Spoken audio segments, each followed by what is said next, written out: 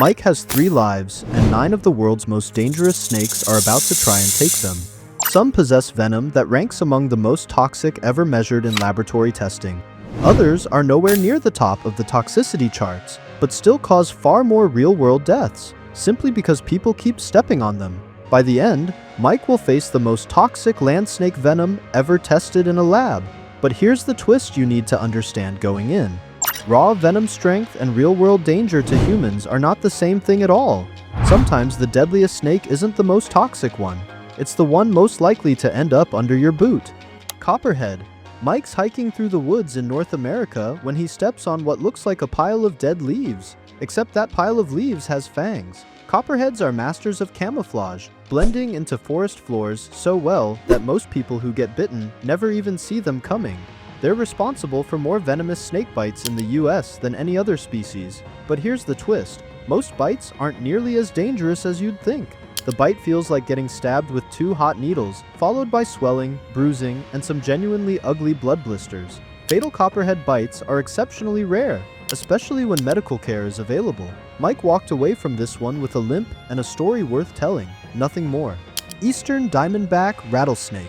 Mike was gathering firewood in the southeastern US when he reached under a fallen log without checking first. The eastern diamondback is the heaviest venomous snake in North America, growing up to 8 feet long, and its large fangs can deliver a serious quantity of venom deep into the tissue.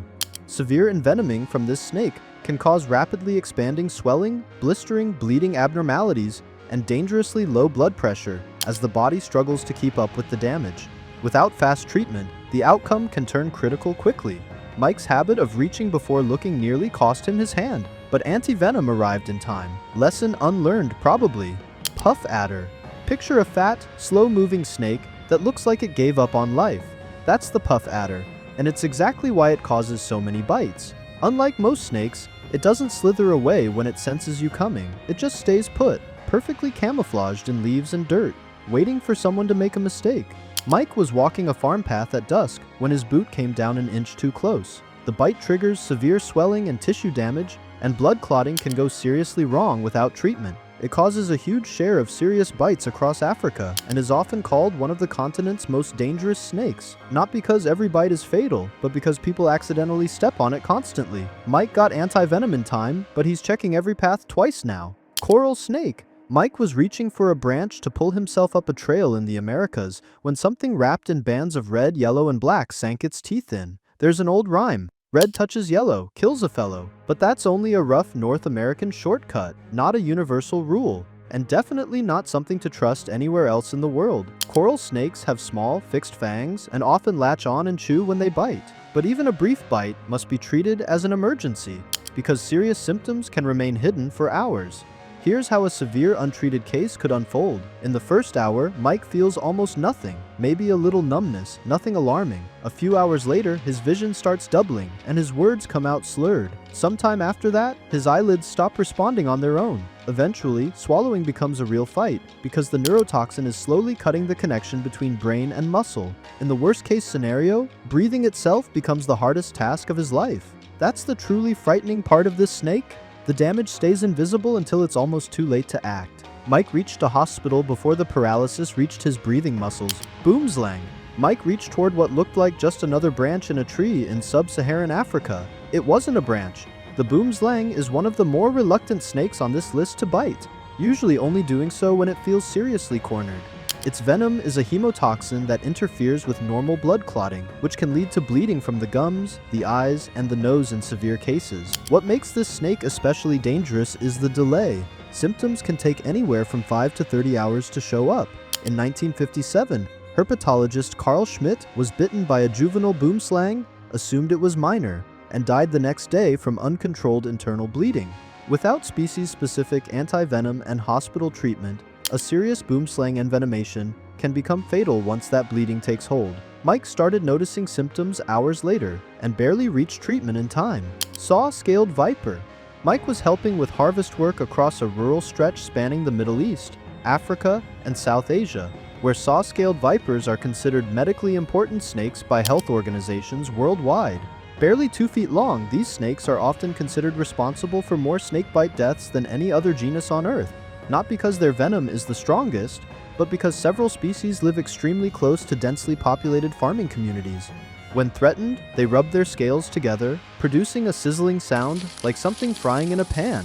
Nature's own warning siren, the venom interferes with normal blood clotting, and without treatment, internal bleeding can become life-threatening.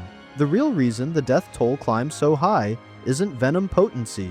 It's that anti-venom access in the rural communities where these snakes live is often limited or completely unavailable. Mike reached treatment in time.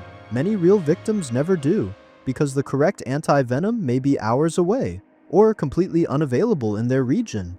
King Cobra. Mike was filming in the jungles of South and Southeast Asia when the longest venomous snake on the planet reared up in front of him, up to 18 feet of pure, please make better decisions. When it flared that iconic hood, it looked him dead in the eyes, like it already knew how this was going to end. A serious king cobra bite can deliver an enormous dose of neurotoxic venom.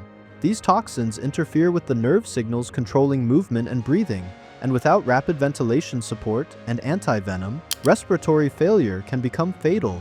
The snake generally avoids people when it can, which is part of why king cobra deaths remain relatively rare across its range. But when a serious bite does happen, it's a genuine medical emergency. Mike didn't make it this time. Respawn, Black Mamba. Mike respawned in the savannas of sub-Saharan Africa, face to face with what might be the most feared snake on the continent. Black mambas aren't actually black, more of a coffin brown, which feels like foreshadowing nature did on purpose. It's one of Africa's fastest snakes, but the real danger isn't that it hunts people down. It's how quickly a defensive encounter can escalate into multiple rapid bites. The venom is a fast-acting neurotoxin. Severe cases can produce rapidly progressive paralysis and breathing difficulty, though the exact timeline varies enormously depending on venom dose, bite location, and how fast treatment arrives. Before anti-venom existed, a serious bite from this snake carried an extremely high death rate. Even today, without immediate treatment, the odds turn against you fast. Mike didn't make it this time either. Respawn. Inland Taipan. Mike respawned one final time in the remote deserts of Australia, standing before the snake with the most toxic venom of any land snake ever measured in laboratory testing. Scientists rank it as the most venomous snake on Earth, based purely on potency. But here's the twist you were promised at the start of this video. The inland taipan is not the snake killing the most people. It's shy. It lives in some of the most remote territory on the continent, and human encounters are exceedingly rare.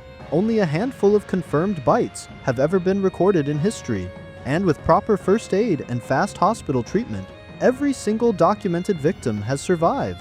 The venom itself is a devastating mix of neurotoxins and blood-affecting compounds working together, and without any treatment at all, the outlook would be extremely serious. Mike, unfortunately, was stranded deep in the outback, hours away from the nearest hospital. By the time help arrived, his final life was already gone.